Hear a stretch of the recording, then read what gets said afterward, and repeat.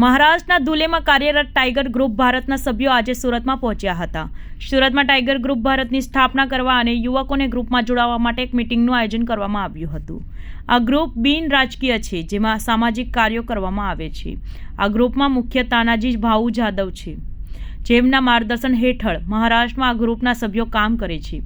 ત્યારે આજે સુરતમાં ઉત્તર મહારાષ્ટ્રના ટાઈગર ગ્રુપ ભારતમાં પ્રમુખ ઇમરાન શેખ પહોંચ્યા હતા. તેમણે જણાવ્યું હતું કે આ ગ્રુપ બિન રાજકીય રીતે કામ કરે છે, ગરીબોની સેવા કરે છે અને લોકોને કપરા સમયમાં મદદ કરે છે. સુરતમાં આ ગ્રુપની સ્થાપના માટે આજે અમે અહીં પહોંચ્યા છીએ. આવનારા દિવસોમાં અહીં ગ્રુપની સ્થાપના કરાશે અને લોકોની સેવા માટે ટાઈગર ગ્રુપ ભારતમાં જોડાવા લોકોને આહવાન કરાશે. જી, મારું નામ મોહમ્મદ આસિફ ખાન પઠાણ છે.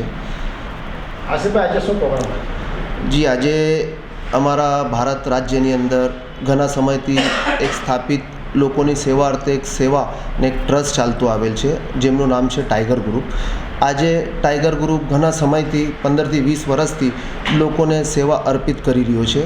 બહુ ઘણી બધી સેવા કે ભાઈ જે જરૂરતમંદો લોકો છે એ જરૂરતમંદોની જરૂરિયાત પૂરી પાડતું આવેલ છે ને. અને આ ટાઈગર ગ્રુપ દ્વારા આજે અમારા સુરત શહેરની અંદર ટાઈગર ગ્રુપના મહારાષ્ટ્રીય અધ્યક્ષ ઇમરાન શેખ આવ્યા છે. ઉત્તર મહારાષ્ટ્ર પ્રમુખ ટાઈગર ગ્રુપ ઉત્તર મહારાષ્ટ્રીય અધ્યક્ષ છે, પ્રમુખ. એ અમારા સુરત શહેરની અંદર આવ્યા છે. તાનાજી ભાવ જાદવ અથવા જે ટાઈગર ગ્રુપના મુખ્ય અતિથિઓ છે એમના કહેવા પ્રમાણે કે ભાઈ સુરત શહેરની અંદર અમારે ટાઈગર ગ્રુપની સ્થાપના કરવી છે, અથવા સુરત શહેરમાં પણ જે અમારા જરૂરતમંદ લોકો છે, જે સમાજને લાગતી સેવાઓ છે તે પૂરી પાડવા ને લોકોની મદદ કરવા અમે સક્ષમ. જે અમારાથી હેલ્પ થતી હોય એ હેલ્પ અમારા ટાઈગર ગ્રુપ દ્વારા કરવામાં આવશે. અને અમારી સાથે ગુજરાત રાજ્યની અંદર ઘણા બધા વિસ્તારો છે કે ભાઈ જેવા સુરત કે અહેમદાબાદ, ઘણા બધા રાજ્યોની અંદર ટાઈગર ગ્રુપમાં લોકો સંકળાયેલા છે. એવી જ રીતે આજે અમે એ બધા લોકોને સંગ્રહિત કરી સુરતની અંદર એક સ્થાપના કરવા ઈચ્છાઈ રહ્યા છે. અને અગાઉ પણ અમે ટાઈગર ગ્રુપ દ્વારા સેવા આપતા રહીએ. આ ઇમરાનભાઈ દ્વારા તથા એમની ટીમ દ્વારા આજે સુરતમાં આનું લોકાર્પણ કરવામાં આવ્યું છે અને સ્થાપના આજે આ કરવામાં આવે છે કે ભાઈ ટાઈગર ગ્રુપ આજ દિનથી સુરત શહેરની અંદર એક્ટિવ થશે અને આગળ આવનાર સમયમાં કે ટાઈગર ગ્રુપની બોડી બનાવવામાં આવશે કે જેવી રીતે જે લોકોનું કામ હોય એ લોકોને કામ અર્પિત કરી ને લોકોના સામાજિક કામ થતા હોય.